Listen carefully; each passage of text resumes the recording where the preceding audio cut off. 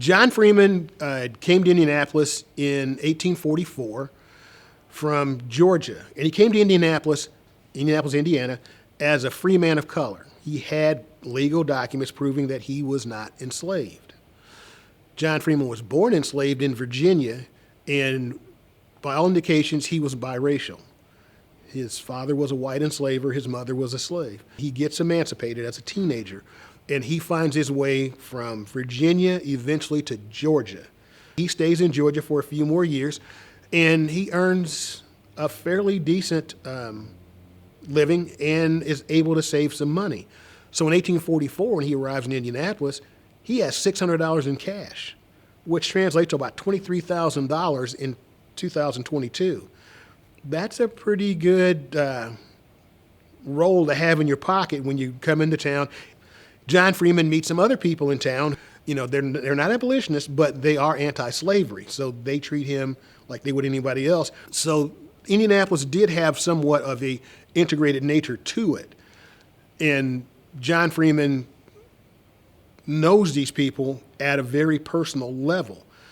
And then in 1853, a man named Pleasant Ellington comes to Indianapolis, and he's strolling through town, and he sees John Freeman.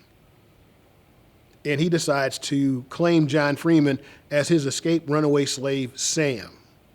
And he fills out the paperwork with the federal courts, with the federal commissioner, and the U.S. Marshal is away, and the deputy U.S. Marshal takes the paperwork, goes to John Freeman's house, and knocks on the door and tells John Freeman, I need you to accompany me downtown. There's a problem at the court. We need you to give testimony. And John Freeman agrees to go with him. And in 1853, in Indiana, African Americans could not give testimony in court except when it involved another African American.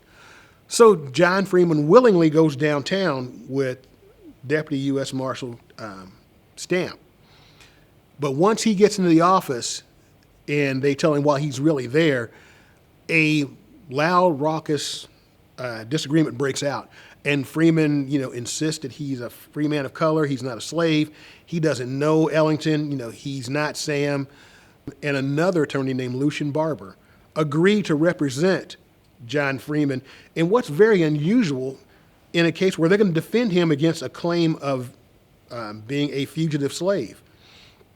Typically, when this happened, within 24 hours, the person is packed up, chained up, and sent off into slavery. But in John Freeman's case, a huge wrench goes into the works that now we have to stop, because legally you had to have a trial, but particularly they were show trials. This was going to be a real trial. These were three very prominent, very intelligent lawyers who knew the system.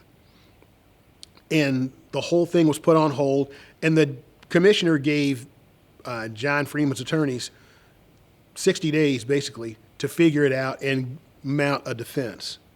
And over that 60-day period, these three lawyers were able to go out and find people who knew John Freeman when he was in Georgia. So the next day they have the hearing. And as they go into the hearing, everyone is there. John Freeman is there.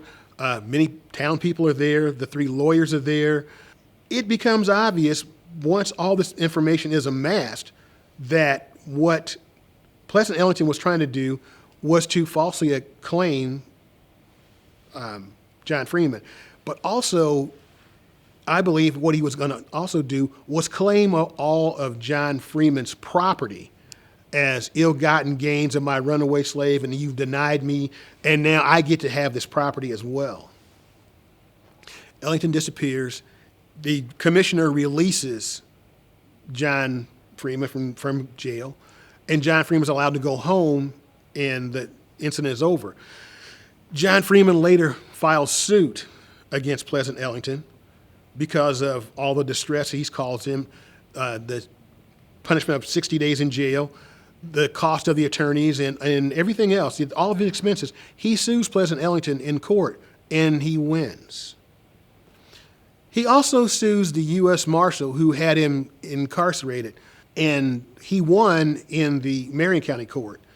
But John Freeman later becomes aware of what happens to Dred Scott. And John Freeman's afraid that he will get dragged in at some point into slavery. And many African Americans, probably most African Americans who were free people of color, were afraid of something like this happening to them, only they wouldn't have the resources that John Freeman had to fight this off. So Freeman decides he can't stand it anymore, and he wants to leave. So Freeman sells the rest of his property and takes a few personal possessions and his 4 children or 5 children, whichever it was, put them in a wagon along with the wife, and he makes the 300-plus mile journey from Indianapolis to Detroit, and then from Detroit into Amherstburg, Canada,